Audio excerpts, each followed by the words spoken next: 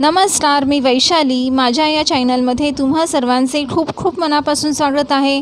आज मी Holi special thandai powder कशी बनवायची आणि त्यापासून थंडगार अशी थंडाई कशी बनवायची ते सांगणार आहे. आता उन्हाळा चालू झाला आहेतच, तर ही थंडाई पावडर तुम्ही बनवून स्टोअर करून ठेवू शकतात, म्हणजे उन्हाळ्यात थंडगार अशी थंडाई पिता येते. चला तर मग आपण सुरुवात करूया. तर सर्वात पहिले आपण इथे थंडाई पावडर बनविणार आहोत. त्यासाठी इथे एक कढई घेतलेली आहे. तुम्ही एखादं पॅन पण घेऊ शकतात. त्यामध्ये पाव कप काजू घ्यायचे आहे, पाव कप बदाम घ्यायचे आहे, नंतर पाव कप पिस्ता घ्यायचा आहे, 2 टेबलस्पून कलिंगडाच्या बिया घ्यायच्या, 2 टेबलस्पून इथे शोभ घ्यायची आहे, तसंच 8 ते 9 वेलची घ्यायची आहे.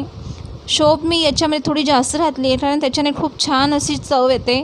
तसंच 8 ते 9 मिरे घ्यायचे आहे आणि 1.5 टेबलस्पून खसखस घ्यायची आहे. तसंच थोड्याशा केशरच्या काड्या घ्यायच्या आहे.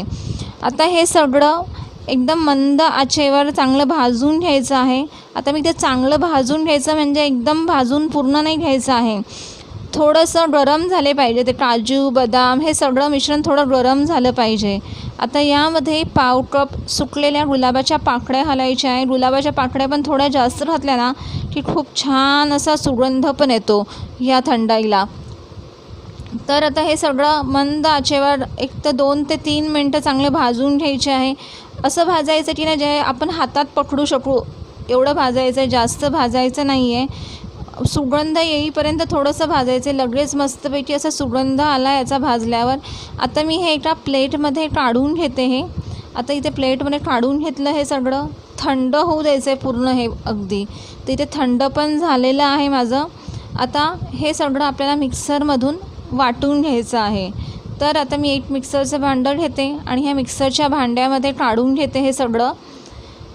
आता हे सगळं काढून घेतल्यावर आपल्याला मिक्सर चालू बंद करून पावडर याची बनवायची आहे.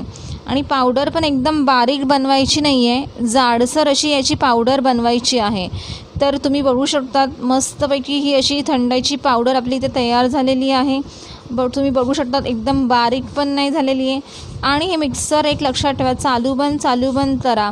जर तुम्ही कंटिन्यू चालू ठेवलं तर त्याचा गोळा होऊ शकतो, कारण काजू आणि बदाममध्ये तेल असतं, त्यामुळे त्याचा गोळा होऊ शकतो. त्यामुळे मिक्सर चालू बंद करून ही पावडर जाडसर अशी करून घ्यायची आहे. तर बघा अगदी जाडसर मस्तपैकी अशी आपली थंडाईची पावडर तयार झालेली आहे. तुम्ही एखाद्या एखाद्या बाटलीमध्ये तुम्ही स्टोअर करून ठेवू शकतात.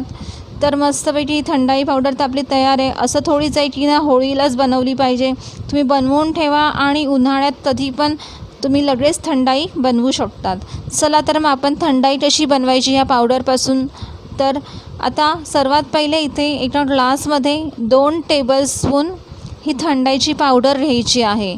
आता यामध्ये 2 टेबलस्पून थंडाईची पावडर घेतल्यावर यामध्ये आता थंडगार मी इथे दूध घेतलं आहे.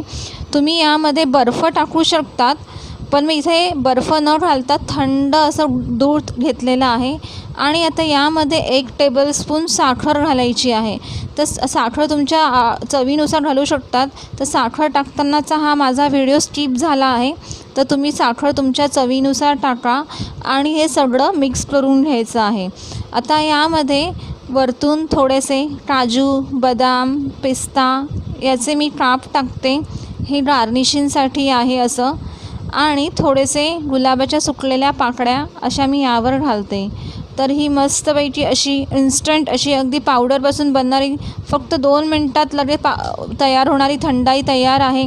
तर ह्या होळीला तुम्ही नक्की ही थंडाई करून बघा. आणि तुम्हाला ही रेसिपी आवडली तर लाईक करा, शेअर करा आणि माझ्या या चॅनलला नक्की सबस्क्राईब करा.